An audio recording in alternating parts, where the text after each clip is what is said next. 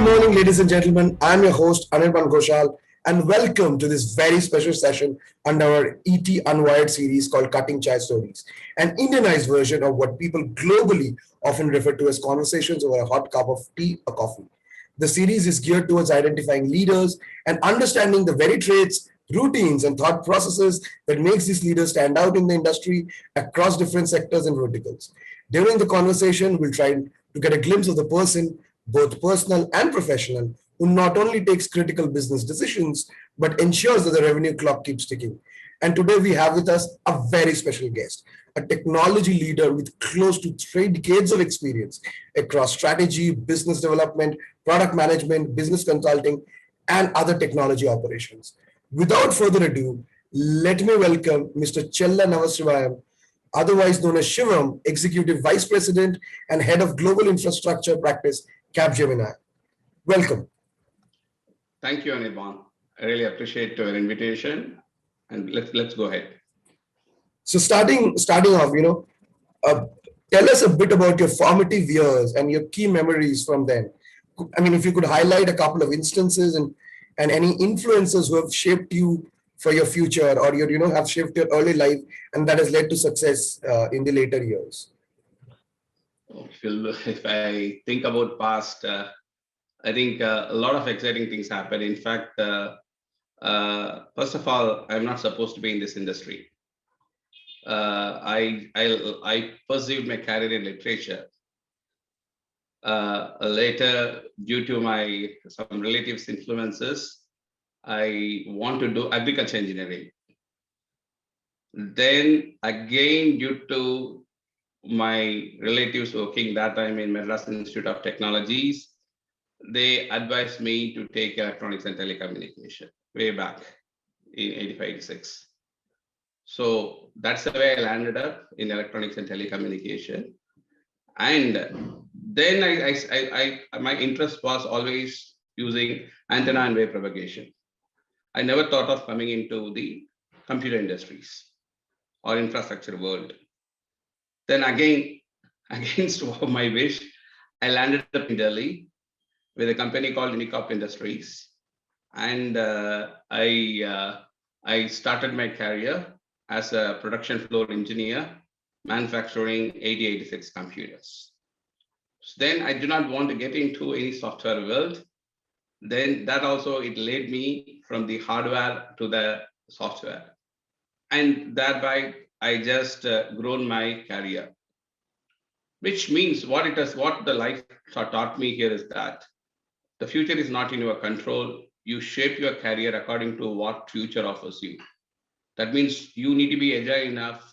You need to understand what the future is looking at you, and just go by the path.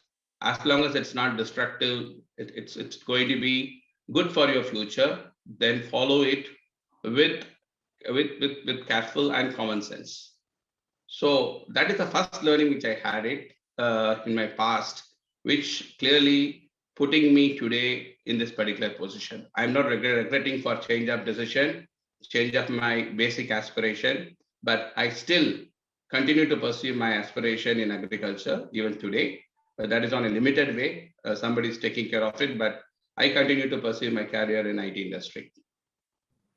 In all true sense of the word, you've been an outlier in so many ways. You've been sort of changing, and you have been sort of moving across so many different verticals from initially where you started, right?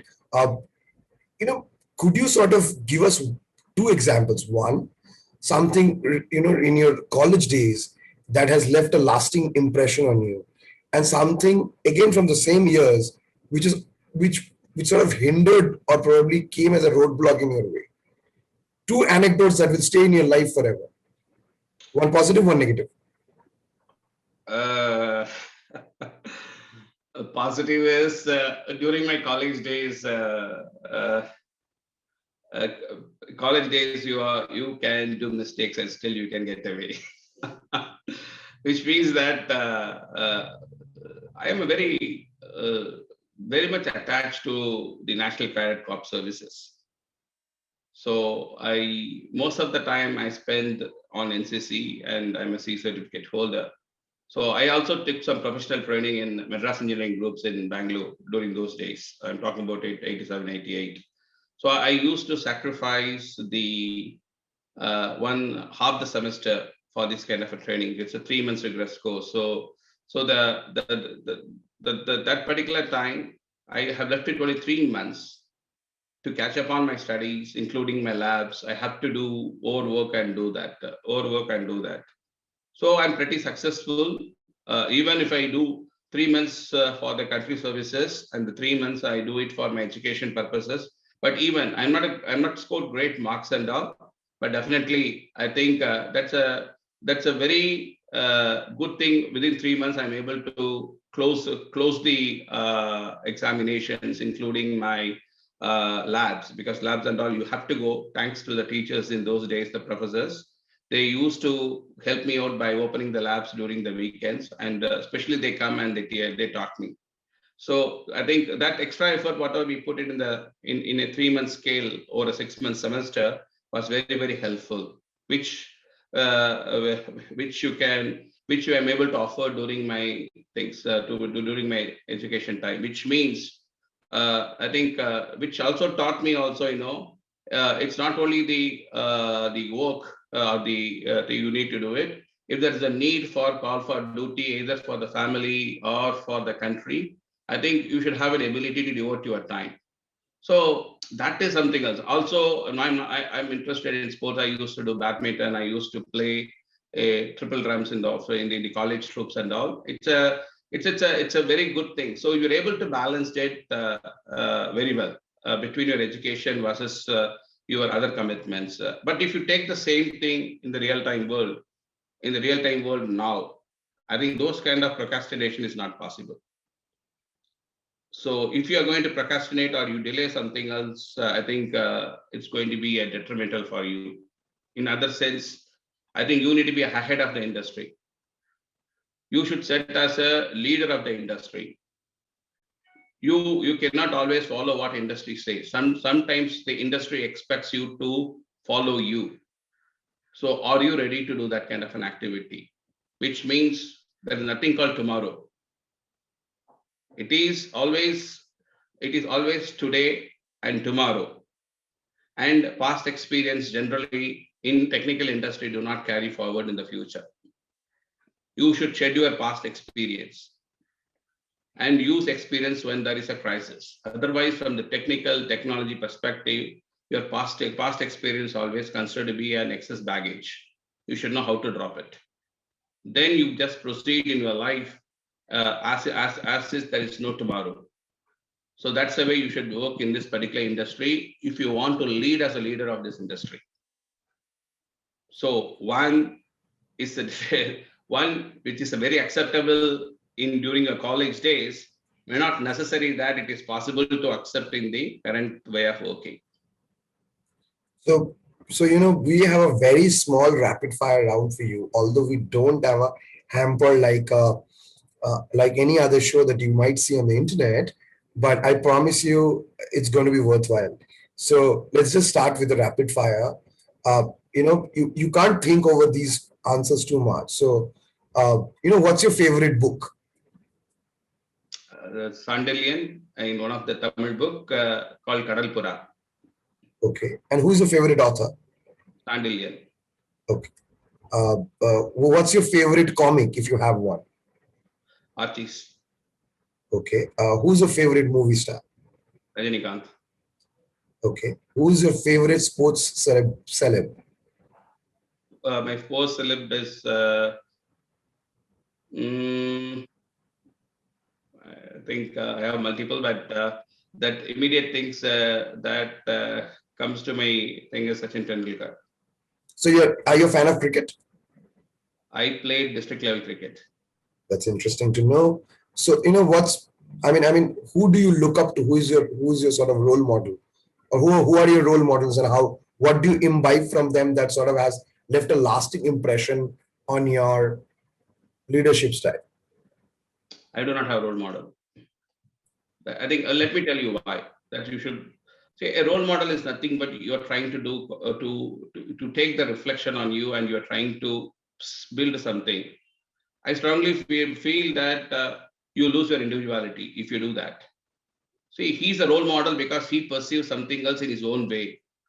You can admire somebody, you can see how his growth has happened, but you should not treat anybody as a role model in my perspective.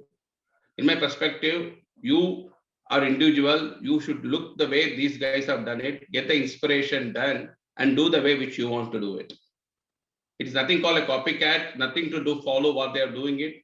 They follow certain things because of their circumstantial things and the opportunity that offered to them. So I don't know whether the same experience and opportunity is available in front of me. So I need to preserve my individualism, which means that I need to perceive the way which I want to do it. But taking these success stories that inspires you, take it in your stride and just move it forward. That's the way I'll say.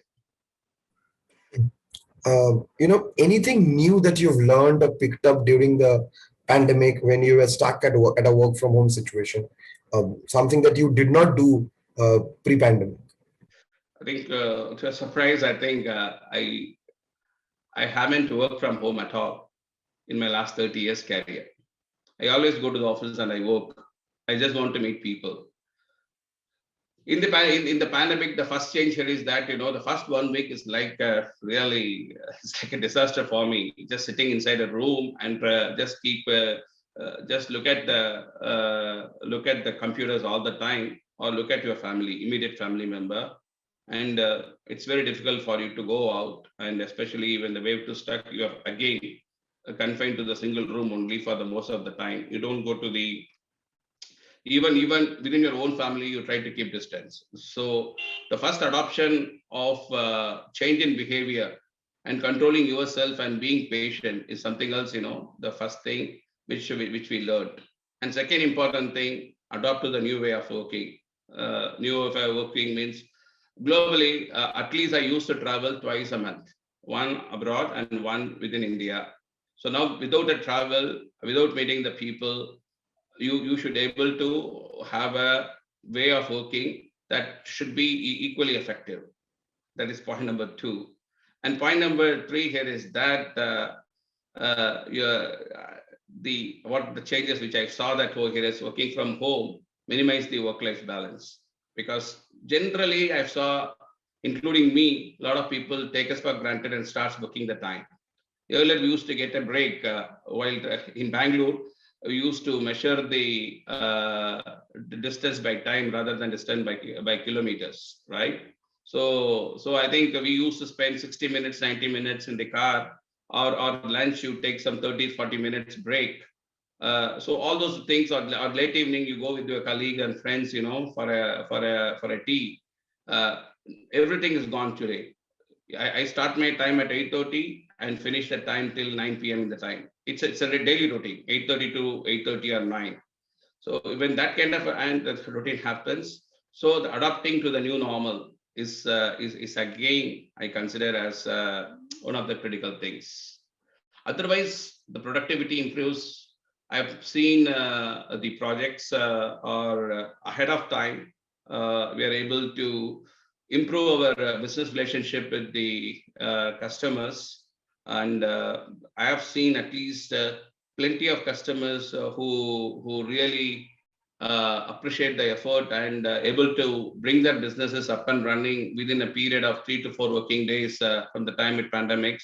So lot of positive things that happen, but at the same time, you need to change the style of way you are working due to this new normal. That's the way I can put it. So, let me sort of bring in Rajesh Dikshit, Director, System Integrators, Lenovo APAC and China, into this discussion. Welcome, Rajesh. Hello, Rajesh. Yeah, hi, everyone. Good morning. So, what are some of the challenges faced by the industry in 2021? And is there any innovation that you're seeing across the industry, and how are you specifically getting prepared for the upcoming years? Yeah. So, as I was mentioning, I think it's all to do with the mobility that the industry is going to face today, because with the pandemic has shifted the way people do business today. In fact, you are looking at large companies, especially GSIs that Shivam and we work along with. the biggest challenge we face is the manpower that we have. So today you're looking at nearly 150 to 200,000 people in each of these companies working, coming into an office and going out. So how do you manage them being shifted to work from a home environment? How do you manage the infrastructure at home? How do you manage security? How do you manage the bandwidth that is required to connect and have the business continuity? So these are some of the challenges that the pandemic has brought about, which I clearly see. And the first element, I would say, a lot of the GSIs have very well managed to get the work from home environment managed by getting in more mobility, like laptops and notebooks and tablets, so that people can access and work from home. They work, but the challenge is, how do you manage and deploy and support these devices? And some of the biggest challenges that today large GSIs are facing is service delivery to the last mile connect. And one of the things that we have done today, in fact, we're working at Lenovo, is bringing service and support at a much higher level. So we call it as the premium plus now, which means we can do a last mile service delivery to the doorstep of these customers that are looking at managing service better. We also have decided to stock and keep spares at critical locations, so that the downtime that is there for managing these kind of service requirements is better, and you have a better uptime for end computing clients. So that's one of the things that we are doing. Gone are the days when you would have resident engineers at these large office premises to manage all this. So now you're looking at highly mobile ways of managing it. So we're looking at mobile vans being created with support mechanisms to go and deliver this last mile support. So this is one new, I wouldn't call it as an innovation, but it's one upgrade that's happened on the support side, which we're trying to meet the challenges that the pandemic has thrown into play for some of the large clients. Thank you, Rajesh, for this wonderful insight. Let me sort of take the same question to Shivam. Shivam, what are your thoughts on the question? What are the upcoming trends that you're seeing? What kind of innovation are you seeing? And how you, as part of Capgemini, are preparing for the upcoming years? I think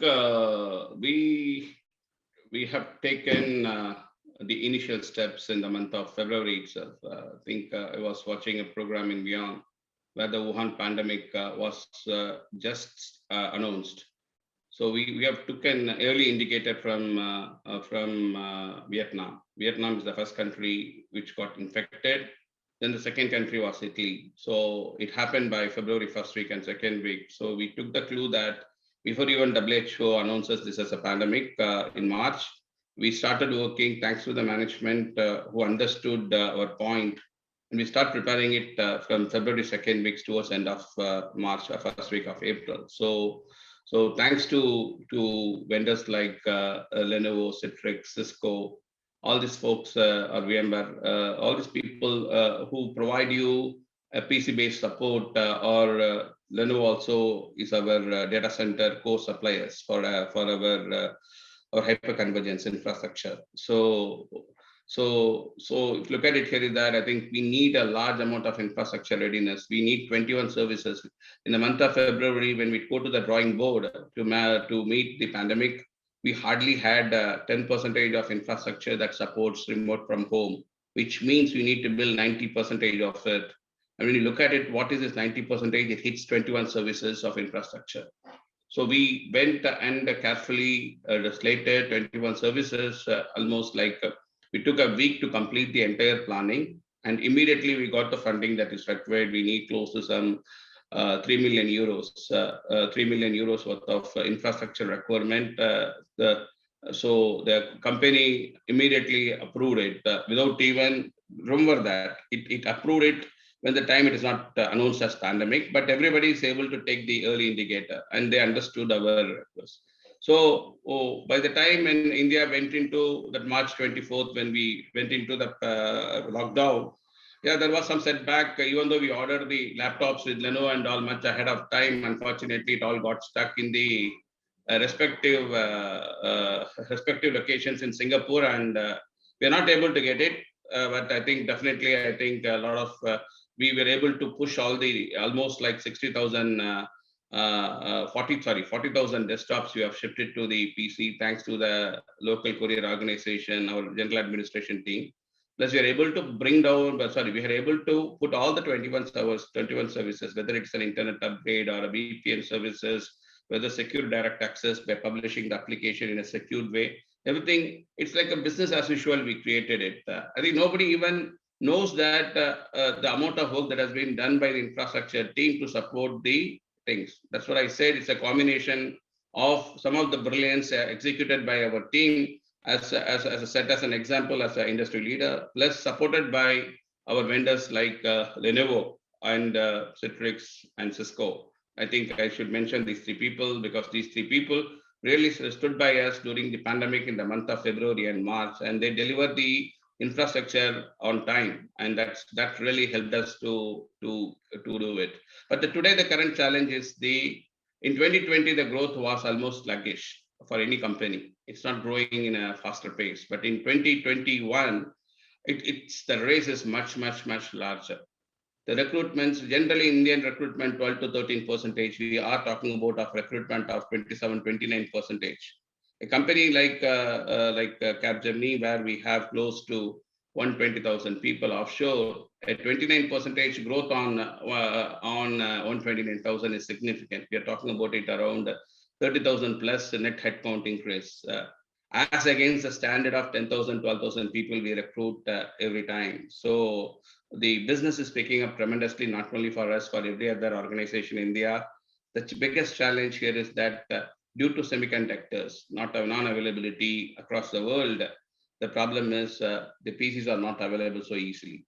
The infrastructure, now today, if you look at it, here is any infrastructure you take it, whether it's a PC or a server or a network, or any electronic items that is required for businesses, there are significant delays that are expected. Today, because of this particular delay, whereas the peoples are recruiting in a mass, there is a gap between procuring the infrastructure against provisioning of infrastructure for these joinees to the organization. Almost like that, we are recruiting around 5,000 to 6,000 people every month. But I think that is the speed we are not able to provide the infrastructure, but somewhat we are managing the infrastructure. That's the way we have to say, through the innovative solutions without securing the security. That is point number one. The second one is that the new normals also taught us that how to migrate yourself much faster to the cloud. So whether it is the application services or whether it is the networking services, or the third one is whether it is a security services. In a new normal, when everybody is working from home, if you build your infrastructure for on-premises, it is impossible for the people to connect to the office through VPN services and get all the services. You need to make the services available on the internet so that you can avoid the VPN services, for which you need to build that security so that the security remains same, irrespective whether they're connecting from the home on internet or connecting to the VPN, or they come to the office and work from the office network. So today, the way we build a security is most of the securities are all gone to the cloud. It is very common, irrespective of the media from which the users are connecting it. So cloud has become a very prominent, cloud-based disaster recovery has become a prominent. The business continuity plan, irrespective of where the people works, that has become a prominent. Even though initially it looks challenges, this is becoming part of the new normal. Now the new normal become a normal, which we have to look what is next normal is. That's the way today we are working for next normal. So which means in other way around, in 2020, it is reactive. In 2020, it's proactive. In 2022, it could be predictive. So that's a way from reactive to proactive to predictive we are trying to work on. I think that's a wonderful note to sort of end your insights on that. We're moving to predictive, and it's a predictive world out there where machines are going to do all the hard lifting while we sort of give them those fundamentals on what to choose and what to pick, and essentially driving the neurons in their brain in terms of codes. With that, we come to an end of this particular Cutting Chai.